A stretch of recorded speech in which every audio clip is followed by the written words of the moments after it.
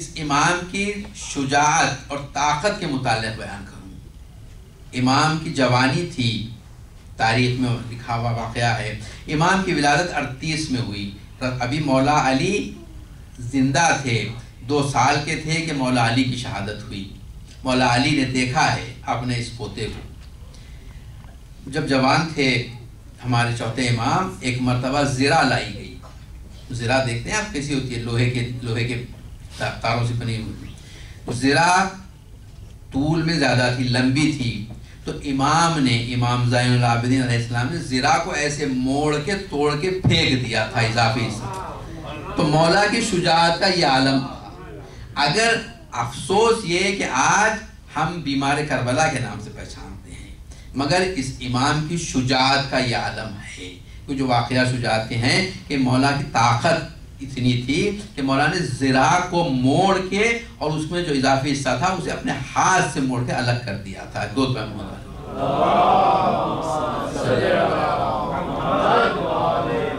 مولا کے واقعات میں یہ ملتا ہے کہ ایک مومن تھا، بلخ کا رہنے والا۔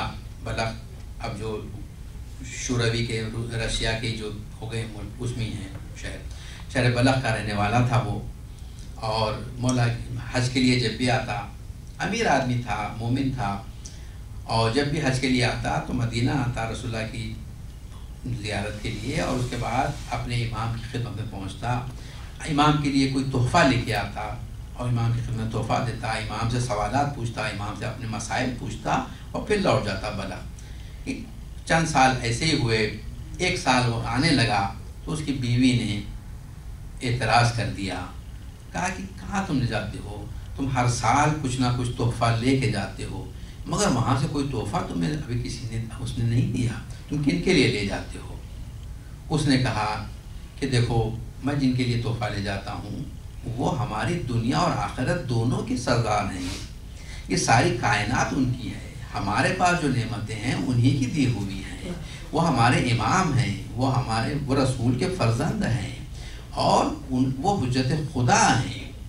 جب اس نے یہ باتیں کہیں تو اس کی بیوی خاموش ہو گئی، اور اس کے بعد پھر وہ دوسرے سال حج کے لیے نکلا، امام کی خدمت میں آیا، امام کی خدمت میں پہنچا اور آ کے اس نے امام کے ہاتھ پیر کا بوسہ دیا، اور امام دسترخوان پہ بیٹھے ہوئے تھے۔ امام نے کہا کہ تم ہمارے ساتھ بھی بیٹھ جاؤ کھانے کے لیے، تو یہ امام کے ساتھ دسترخوان پہ بیٹھ گیا کھانے کے لیے، اور جب کھا چکے تو امام نے کہا کہ لگن اور لوٹا لاؤ کہ ہم اس کا ہاتھ دھلا دیں۔ تو جب آ گیا تو اس نے کہا کہ فرزند رسول میں چاہتا ہوں آپ کے ہاتھ دھلاؤں۔ امام نے فرمایا کہ دیکھو تم ہمارے مہمان ہو، یہ تو میرا فریضہ ہے، اسلام یہ کہتا ہے۔ اس نے کہا کہ نہیں، میرا دل چاہتا ہے، مجھے اجازت دیجیے کہ میں آپ کے ہاتھ دھلواؤں۔ امام نے کہا ٹھیک ہے۔ اس نے ہاتھ دھلوائے، پانی ڈالتے رہا، لگن میں جب پانی 1/3 ہو گیا تو امام نے پوچھا کہ یہ کیا ہے لگن میں؟ اس نے کہا کہ پانی ہے۔ امام نے کہا کہ دیکھو یہ یاقوت سرخ ہے۔ اب اس نے دیکھا تو یاقوت سرخ تھے۔ اس کے بعد پھر ہاتھ دھونے لگے، جب 2/3 ہو گیا تو امام نے کہا کہ دیکھو اس میں کیا ہے؟ اس نے کہا کہ نیچے یاقوت سرخ ہیں، اس پر پانی ہے۔ امام نے فرمایا نہیں، اس پر زمرد سبز ہیں۔ اب اس نے دیکھا کہ سب زمرد اس کے اوپر ہیں لگن بھرے ہوئے، پھر اس نے پانی ڈالا، جب پورا بھر گیا تو امام نے کہا کہ اب کیا ہے؟ اس نے کہا کہ یاقوت سرخ ہیں، سب زمرد ہیں، اوپر پانی ہے۔ کہا کہ نہیں، اس میں مروارید ہے، سفید مروارید ہے۔ اس نے دیکھا کہ سفید مروارید تھے۔ دو پہ محمد علیہ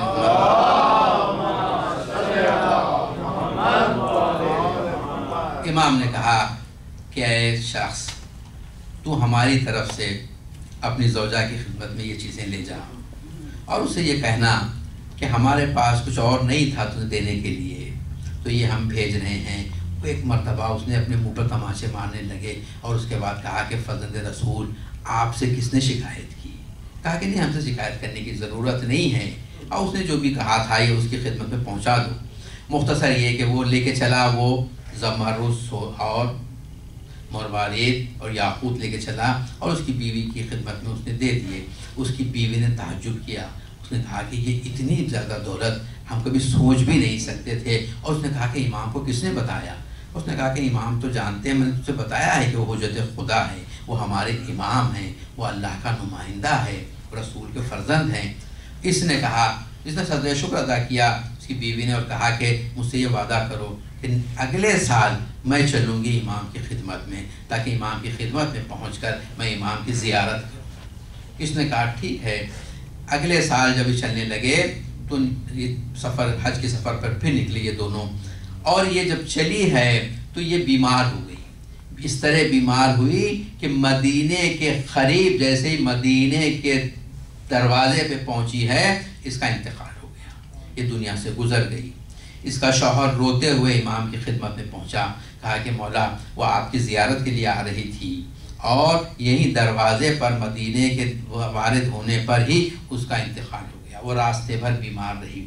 امام نے 2 رکعت نماز پڑھی، ہاتھ بلند کیے، اور اس کے بعد دعا کی، اور اس کے بعد کہا کہ دیکھو وہ پروردگار جو بوسیدہ ہڈیوں میں جان ڈال دیتا ہے، اس نے تیری بیوی کو زندہ کر دیا ہے، جاؤ اسے لے آ۔ ایک دو پائے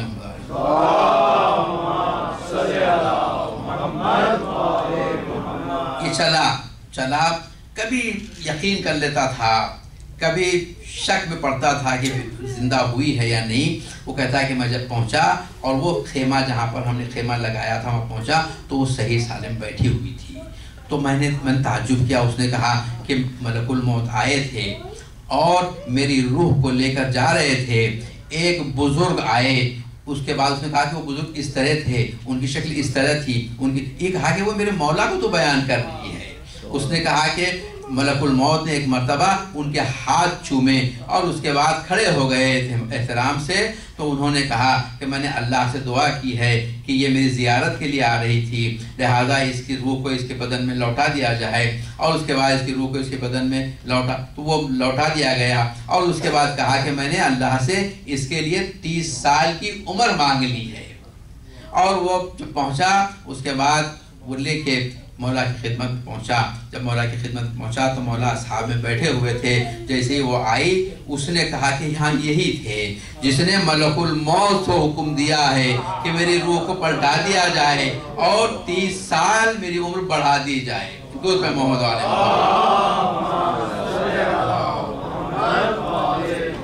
ان کے اختیارات یہ ہیں، ان کا یہ ہے، اللہ کے پاس ان کی ہے۔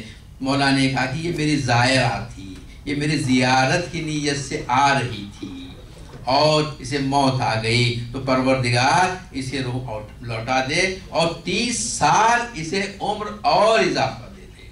درود پہ محمد علیہ۔ ایک اور واقعہ بیان کر سکتا ہوں میں، درود پہ محمد علیہ۔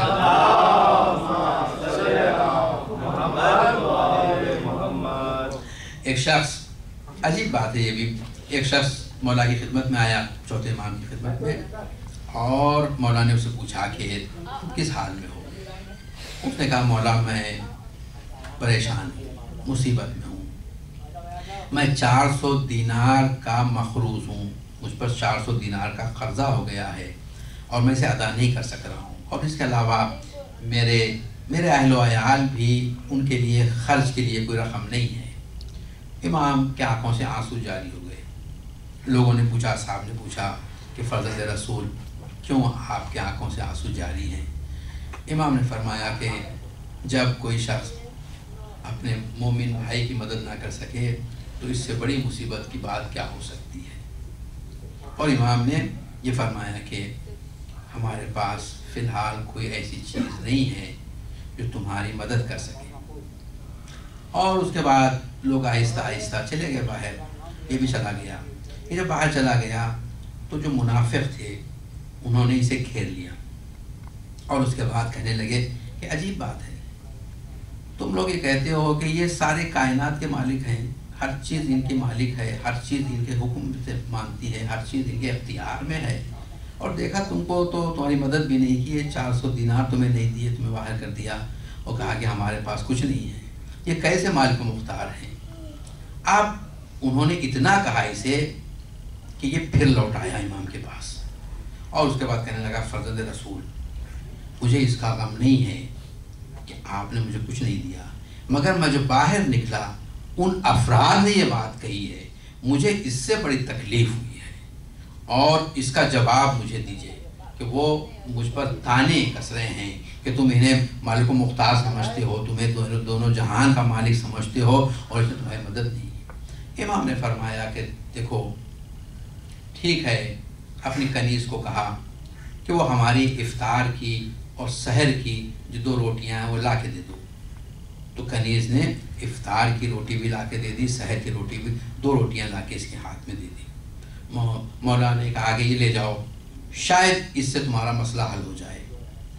وہ کہتا ہے کہ میں یہ دونوں روٹیوں کو جیسے میں نے ہاتھ میں لیا، یہ روٹیاں اتنی سخت ہو گئیں جیسے پتھر کی۔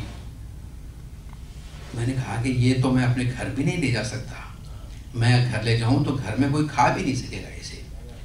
تو وہ شام کا وقت تھا، چل رہا تھا، تو اس نے دیکھا کہ ایک شخص بیٹھا ہوا ہے، وہ مچھلی بیچ رہا ہے، مچھلیاں ساری اس کی گئی، ایک مچھلی رکھی ہوئی ہے۔ تو آگے بڑھا، اس نے کہا کہ شخص یہ مچھلی مجھے بیچ دے اسی ایک روٹی کے بدلے۔ اس نے دیکھا کہ صبح سے بیٹھا ہے، ساری چیزیں بک گئی ہیں، ایک بچی ہوئی ہے۔ اس نے کہا کہ ٹھیک ہے، اس نے وہ روٹی لے لی اور اسے مچھلی دے دی۔ اس کے بازو ایک شخص بیٹھا تھا، وہ نمک بیچ رہا تھا، تو اس نے کہا کہ مجھے نمک بھی دے دے اور یہ دوسری روٹی تو لے لے۔ وہ بھی جانا چاہتا تھا اپنے گھر، اس نے بھی نمک دے دیا، ایسے روٹی لے لی، چلے گئے۔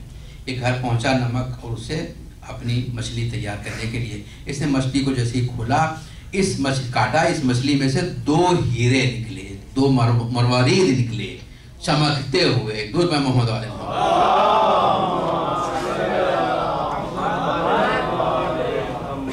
یہ تعجب کرنے لگا کہ یہ دولت، اتنی بڑی دولت میرے ہاتھ آ گئی، ایسے قیمتی، ایسے بڑے بڑے مروارید آ گئے، موتی۔ اب اس کے بعد وہ کہتا ہے کہ ابھی کچھ وقت نہیں گزرا تھا کہ کسی نے دروازہ کھٹکھٹایا، یہ گھبرانے لگا۔ اس کے بعد وہ دونوں آ گئے، مچھلی بیچنے والا اور نمک والا، اور وہ روٹیاں لے کر آ گئے کہ بھئی اس روٹی ہم سے کھائی نہیں جاتی، ہم کو یہ پتا چلا ہے کہ تو بہت پریشانی میں ہے، لہذا یہ جو ہم نے تجھے دیا ہے وہ تجھے حلال، اور یہ روٹیاں بھی تیرے لیے ہم واپس کرتے ہیں۔ وہ دونوں روٹیاں واپس کر کے وہ دونوں چلے گئے۔ ابھی یہ گئے نہیں تھے کہ ایک نے اور دروازہ کھٹکھٹایا، یہ پھر آیا، کہا کہ کون؟ امام کا خادم آیا تھا، کہ کہہ رہا تھا کہ وہ روٹیاں ہمیں دے دے، تجھ سے وہ روٹیاں کھائی نہیں جائیں گی، وہ ہماری غذا ہے، اور اللہ نے تیرا مسئلہ حل کر دیا۔ درود پہ محمد علیہ اس نے ان موتیوں کو بیچا، قرض بھی ادا ہوا، اور اس کے بعد وہ مدینے کے امیر لوگوں میں اس کا شمار ہونے لگا۔ وہی منافق جو اسے تانا دے رہے تھے، انہوں نے مولا کی عظمت کا اقرار کر لیا۔ دوست پہ محمد علیہ بار الہ، تجھے واسطہ ان شخصیتوں کا، مولا حسین کا، مولا سجاد کا، مولا عباس کا، ان کے والدین کا، ان کے جد کا، پروردگار اس عید کی خوشی میں ہمیں بھی عیدی عطا کر، مولا ہمارے تمام مسائل کو حل کر دے۔ پروردگار حاضرین جشن کے دلی مقاصد بدلا، پروردگار حاضرین جشن کو کوئی غم نہ ہو سوائے غم حسین کے، پروردگار حاضرین جشن کے رزق میں اضافہ فرما، بار الہ حاضرین جشن کے قرض ادا فرما، ان کے مرحومین کو بخش دے، جوار رحمت میں جگہ عنایت فرما، انہیں حج و عمرے اور زیارت سے مشرف فرما، بار الہ جہاں جہاں اہل بیت کے چاہنے والے بس رہے ہیں، ان کی ولادت کے صدقے میں، ان کی ولادت کے طفیل میں تمام مومنین و مومنات کو، ان کو، ان کے اولاد کو جان و مال و عزت و آبرو دین و ایمان کی حفاظت فرما، ان کے مسائل کو حل کر دے، بار الہ ان کے مرحومین کو بخش دے، ان کے بھی قرض ادا کر دے، جو بے روزگار ہیں روزگار عطا فرما، پروردگار جو